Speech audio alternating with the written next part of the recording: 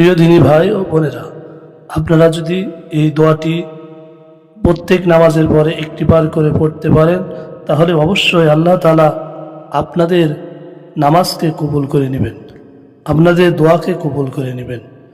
এই জন্য আমরা সকলে রাসূল সাল্লাল্লাহু আলাইহি সাল্লাম যে পন্থায় চলেছে, যে পন্থা আমাদেরকে অবলম্বন করার জন্য তাকিদ করে গেছেন, এই পন্থাতে রয়েছে সর্বশ্রেষ্ঠ ইবাদত বন্দিগুলো। যেমন আল্লাহর নবী করিম সাল্লাল্লাহু আলাইহি সাল্লাম প্রত্যেক নামাজের পরে এই দোয়াটি পড়তেন। আর এই দোয়াটি পড়লে রাসূল সাল্লাল্লাহু আলাইহি সাল্লাম বলেছেন যে অবশ্যই তোমাদের দোয়াটি আল্লাহ তাআলার দরবার পর্যন্ত পৌঁছাবে। এই দোয়াটি সকলে আমার সঙ্গে পড়বেন এবং স্ক্রিনে দেওয়া আছে, অবশ্যই আপনারা দোয়াটি মুখস্থ করবেন।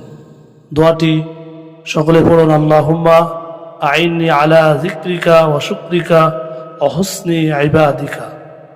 আবার বলেন, আল্লাহুম্মা আইন্নি আলা যিকরিকা ওয়া শুকরিকা ওয়া হুসনি ইবাদিকা। এই দোয়াটি প্রত্যেক নামাজের পরে আপনারা একটিবার করে পড়বেন।